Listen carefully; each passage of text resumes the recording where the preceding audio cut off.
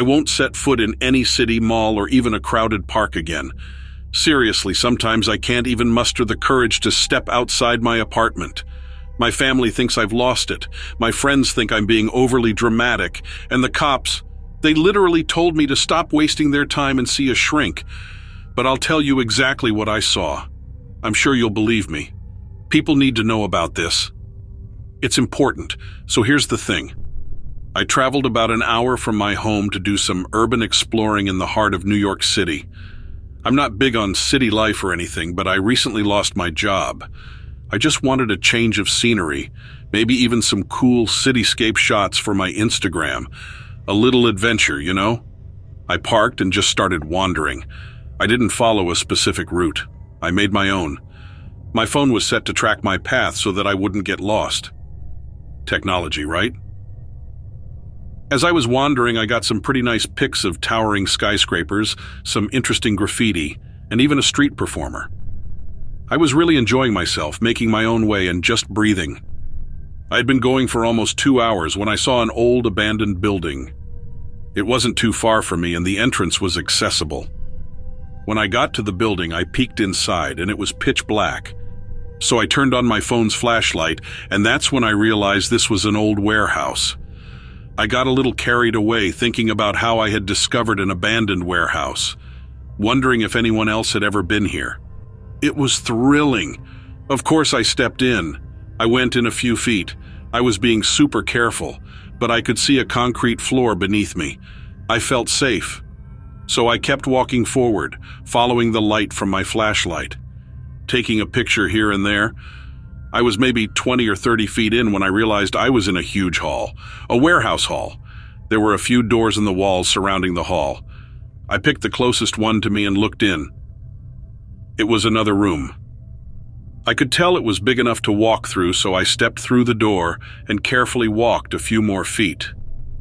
I heard a rustling sound. I stopped walking, thinking maybe I had disturbed something. I looked all around on the ground and saw nothing. I heard the rustling again. When I raised my phone up to look ahead of me, I saw a figure. Only like not a figure. It was fully clothed in rags and looked really malnourished. It was crouched down on its hands and feet about 4 feet in front of me. It was so pale. Like maybe it had never seen the light of day. Its face was sunken in, and I could clearly see its cheekbones. It had all black eyes, not just the pupils like us, but all black. Between its hands on the ground was a half-eaten rat.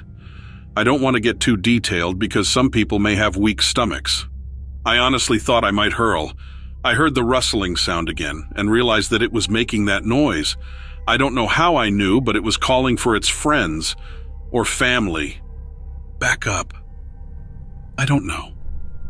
But it was trying to communicate and not with me.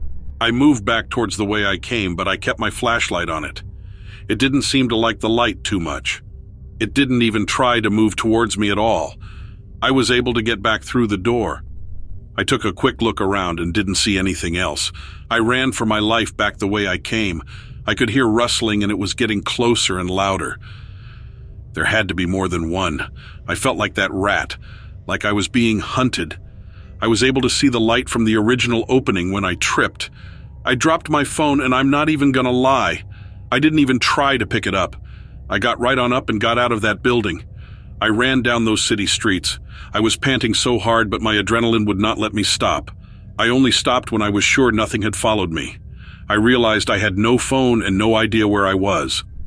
Honestly, I was just happy to be alive. I did eventually find a familiar street and managed to make it back to my car. I went to the local police station, which was pointless. They wouldn't take me seriously, so I just drove home. When I got home, I checked my phone's location. When I used the satellite feature, all I could see was a dense cityscape, no abandoned warehouse. The last time I checked the location of my phone, it had moved over a mile away from the original place I dropped it. It only had about 3% battery left, so I'm sure it has long died. That's what happened. I feel like I could have been eaten. I'm so lucky that I didn't freeze up. I honestly wish I had taken a picture when I first saw that pale figure. I didn't even think about it. All of my other pictures uploaded to the cloud. Anyways, Please, guys, don't go into any abandoned buildings.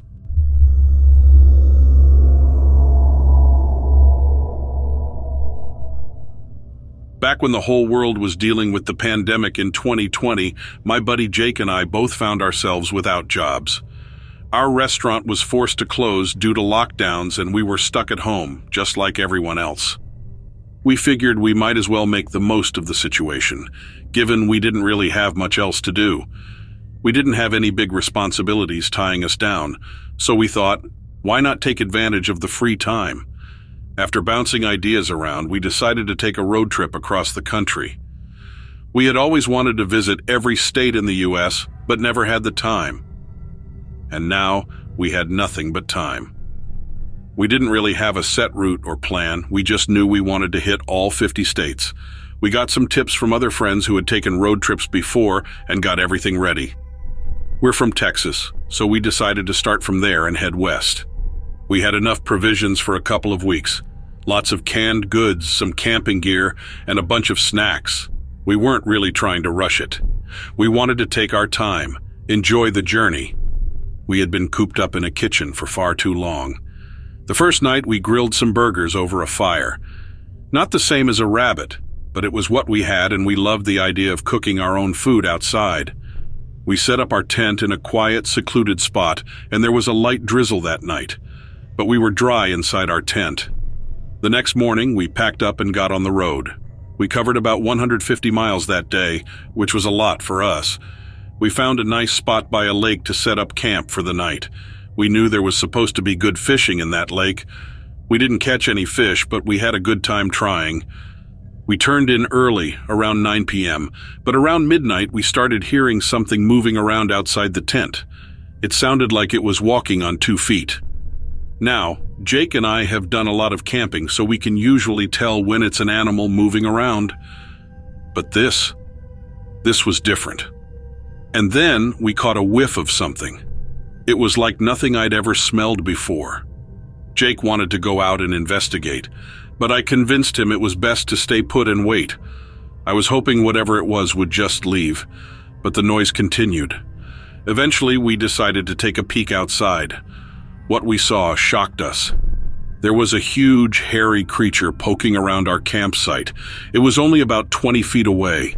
It was standing on 2 feet, but it was definitely not human. I estimated it to be around 7 feet tall. Jake and I just looked at each other, eyes wide with fear. We thought we were done for if that thing decided to come closer. I couldn't figure out what it was. It looked like some sort of giant gorilla or something. It seemed to be sniffing around, then it turned its head towards us. Its eyes were small and dark. The face looked like something prehistoric. Then it made this incredibly loud howling sound. All I could think to do was to fire off a warning shot with our flare gun. As soon as the flare lit up the sky, this creature, whatever it was, took off into the woods, making some kind of guttural noises. I tell you, I've never heard anything like it before. Even thinking about it now gives me the shivers. We didn't sleep a wink that night. As soon as daybreak came, we went out to take a look around. We found a path of crushed vegetation leading away from our campsite. And there were these enormous footprints that looked human, but they were way bigger than either of our feet. Jake and I didn't need to discuss it. We both knew it was time to get back to civilization. That encounter had scared the living daylights out of us. We drove until we found a small town. We must have looked like a couple of homeless guys walking into the local diner.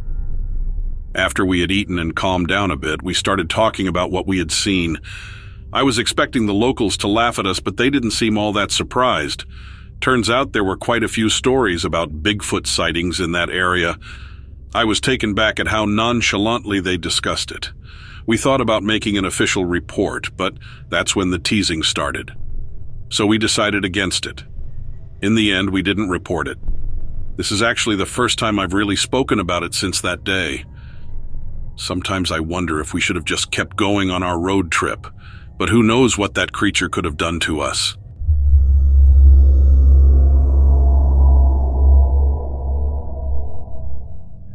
As a park ranger, every once in a while you come across a piece of abandoned property. It isn't uncommon. Things get left behind. Things get dumped in the shadowy place where no one thinks they'll be found.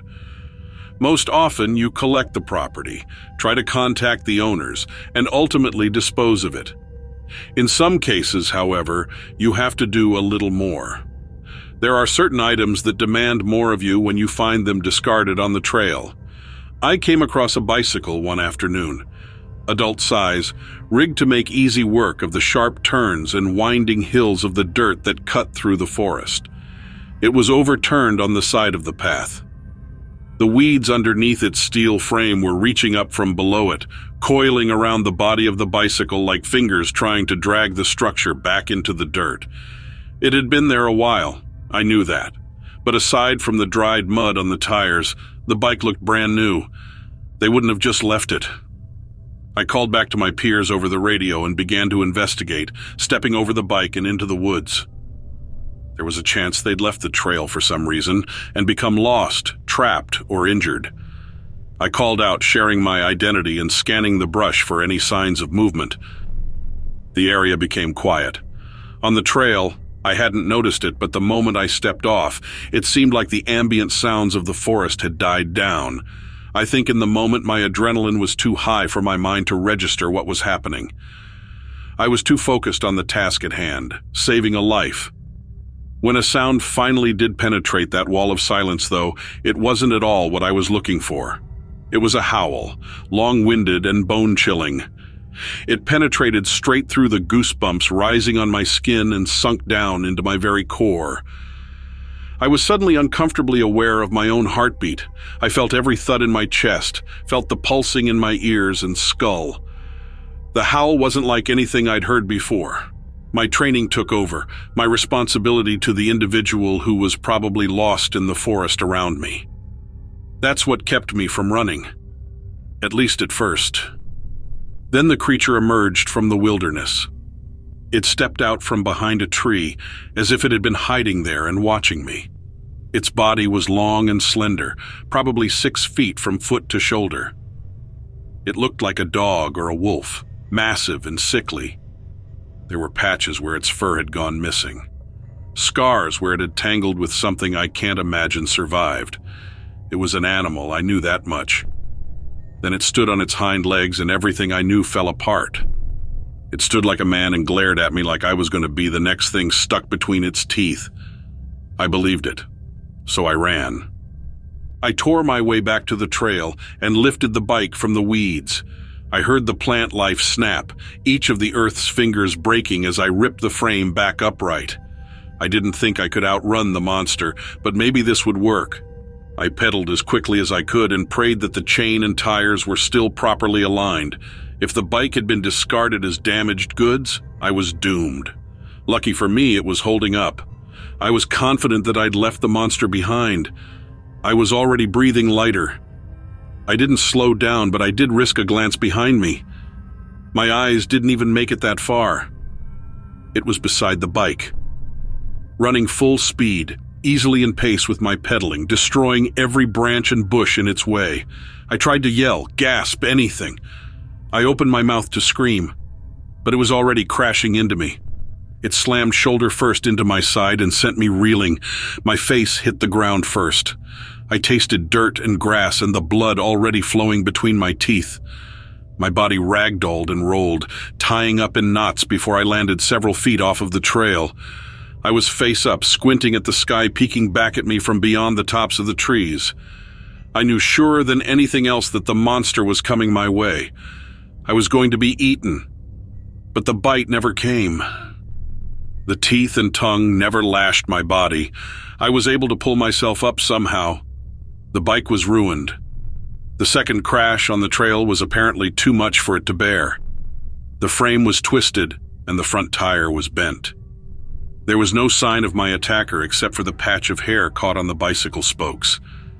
I grabbed that, thinking it would be my saving grace. It would prove that I wasn't crazy. More important, at least at the time, I thought it would be enough evidence to encourage the rest of the rangers to search for the original owner of the bike.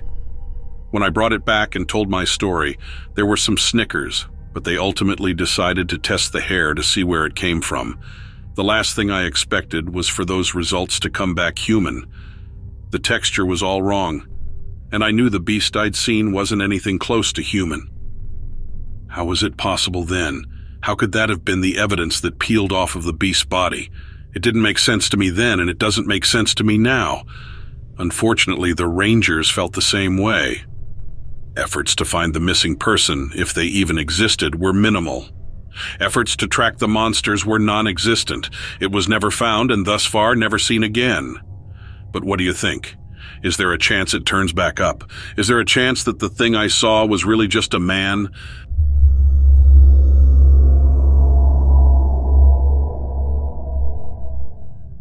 I want to share a peculiar incident that occurred to my sister and me last weekend.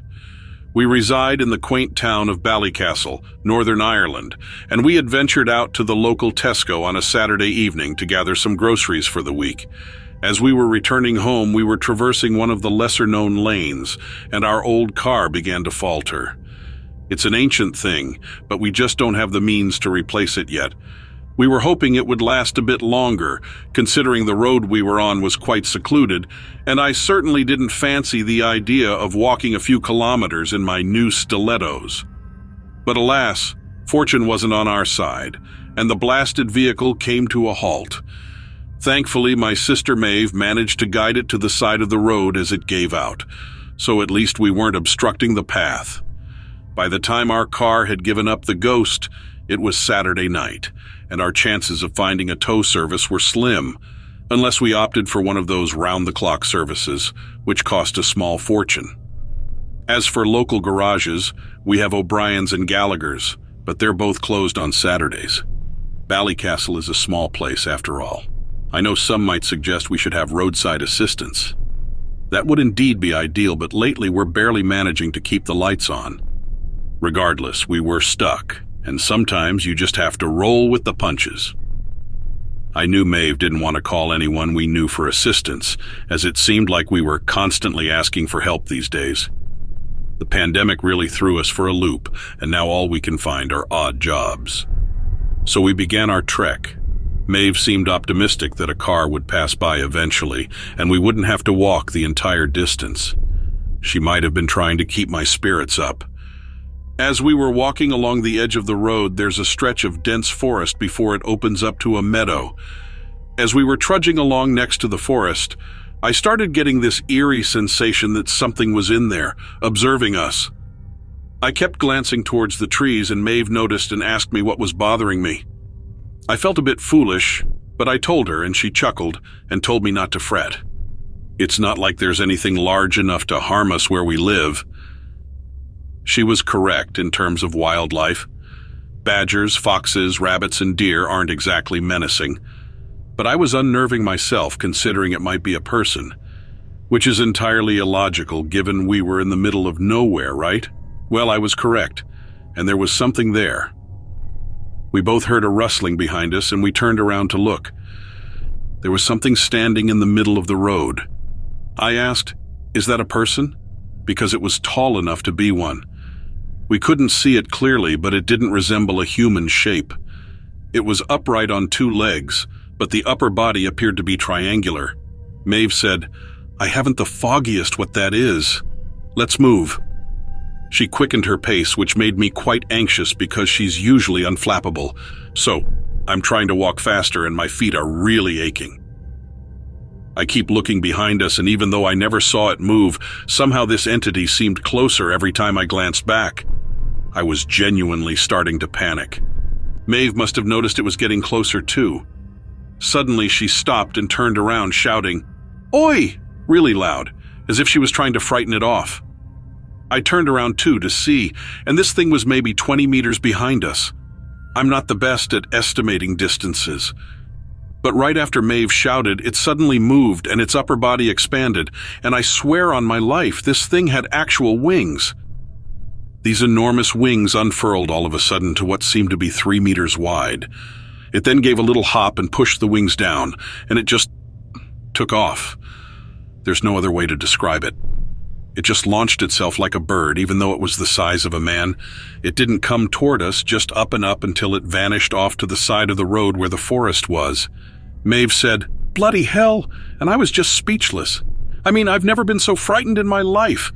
The only thing I could think was that maybe it was a fallen angel, but that's just my Catholic upbringing, I suppose. And anyway, this thing was dark, maybe even black, which wouldn't match an angel. I don't really believe in fallen angels. But then again, this thing was man-shaped and man-sized, and it was able to fly. I pulled out my phone right then, ready to call my cousin and plead with her to come get us. We don't really get along, and I didn't want to ask her for help, but I was just terrified. Maeve grabbed my arm and said, "We have to keep moving." So here I am trying to dial the number and keep up the pace, and I couldn't get the call to go through. It rang a few times, but the signal must have been weak because it kept dropping the call. I gave up and just focused on walking as fast as I could. Maeve looked behind us real quick, and I asked her if the thing had returned. I was too scared to look. She said no, but we kept up our pace. Then we saw some headlights, even though they were going in the wrong direction we wanted to go, coming toward us and not heading toward town. Maeve said, "Let's cross and flag him down." I guess she was as spooked as me. I knew I would go just about anywhere to get away from here. So we crossed the road, and it was a large lorry. Maeve waved her arms, and thank God the driver stopped. We got in, and Maeve said we just needed to go somewhere, anywhere, it didn't matter where. She just told the driver we broke down. She didn't mention the thing with wings because she probably thought the driver would kick us out, thinking we were mad. So the driver was really understanding and said, sure, he'd drop us at the next village. I figured if there was any place open, we could just hang out and decide what to do from there. We had only been traveling for about 5 minutes when all of a sudden, the lorry's headlights illuminated this thing ahead of us, standing right in the middle of the road. The driver cursed and hit the horn, but the thing stayed right in the middle of the road till we got really close. The driver hit his brakes and blew the horn again, and the headlight beam shone right on the creature. It was all black except its face, which was gray. It was happening so fast I can't say for sure, but I didn't see a face on it, just red eyes in the headlights right before it took off. I know it was the same thing that had been behind us, because it unfolded these big black wings and shot straight up, flying right over the damn windshield. The driver swerved, exclaiming, "What was that?" And I held on to Maeve with a death grip, afraid we were going to jackknife and crash. The driver got it under control, though. But he must have been pretty shaken up because he pulled off to the side of the road and sat gripping the steering wheel and breathing fast. That's when my sister told him that thing had been following us. The driver had no choice but to believe us then because he'd seen it with his own eyes. He pulled back on the road and we talked about it all the way to the next village. Sean, the driver, said he'd never seen anything like it before, but a driver friend of his had a similar experience, and based on that, he thought it was the Mothman. Maeve and I decided together to write you this letter, since you know about stuff like this. No one in our town would ever believe us. Do you know if anyone's ever been hurt by a Mothman? Just wondering why it was following us, and what would have happened if we hadn't gotten away.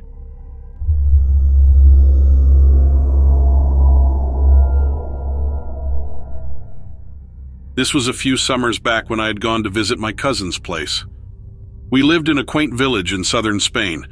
My cousin had just learned to ride a bike, but his father had already confiscated it for not adhering to some rule. So we were really bored and there wasn't anything we felt like doing, so we decided to walk to the small market square. The walk there was quite lengthy. We had to cross some cobblestone streets and follow a narrow alleyway. By the time we got there, it was getting late. It was the weekend, and we thought we might run into someone we knew. We browsed through a couple of the stalls, but there was nothing interesting, so we went over to the little plaza. You know how it is when you're a kid and everything just seems dull. We were sitting on the fountain edge, and I spotted 2 local police cars parked at the end of the market square near this old bakery. My cousin thought they were probably searching for 2 boys who had been stealing fruits from the local orchards. We decided to start heading back since it was almost like 10 p.m. at that point, and I wasn't looking forward to the long walk back through the narrow streets and cobblestones in the dark. So we were walking past the bakery, about to turn the corner, and I heard a drone. My cousin thought it was a police drone looking for the fruit thieves. I highly doubted they would go so far as to use a drone for such a minor crime. But I started to feel worried that the police might mistake us for the fruit thieves they were looking for. We were walking across the street from the police cars, and I tried not to act suspicious even though we hadn't done anything wrong. We rounded the corner, and we came to the vast vineyard behind the market square. At the end of the vineyard, there are these dense olive groves. And it was at the boundary of the vineyard and the olive groves that we saw something peculiar. It was like a massive disc-like object that was floating there in midair. It was hovering just above the olive trees. It's kind of hard to describe it accurately, but it was like two discs stacked on top of each other, with the upper one slightly extending to the right and the lower one to the left. Both ends had these blue lights that were glowing and pulsing. Maybe it was because it was so dark, but the glowing seemed like it spread over a really large area. The object was enormous, and its shape seemed incompatible for an airborne object. I was completely bewildered by the scene in front of me. I could still hear the sound of a drone, but I didn't see any sign of one. Instead, I found myself staring at this impossible object suspended in midair. My cousin, who I knew wasn't really a believer in UFOs or aliens, was still insisting that it was some kind of police drone looking for the fruit thieves, which in my mind sounded more gullible than believing in UFOs, for God's sake. I mean, if we had drones like that, I'm pretty sure it would be top secret and not floating around in a vineyard. It was definitely not a drone.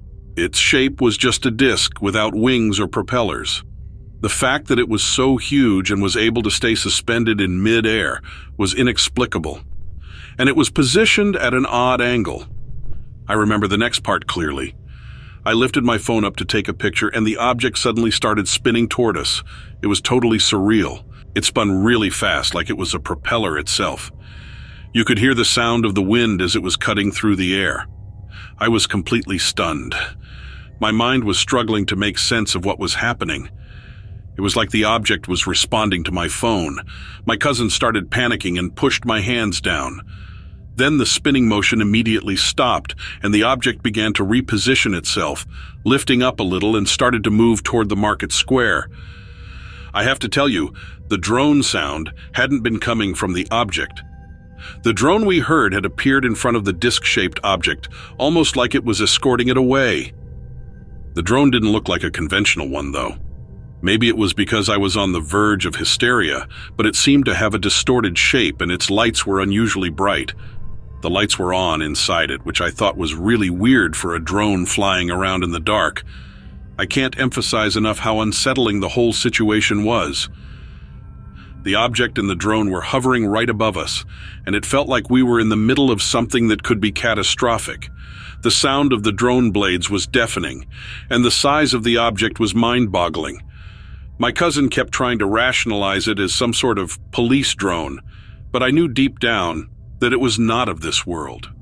The way it moved, the lights, the sound, everything about it was just so strange and otherworldly. When you see something that doesn't fit into any category you know, it's like your brain just can't process it. My brain didn't know what to do with this information, and it was incredibly unnerving. It was like everything I thought I knew about the world was being questioned.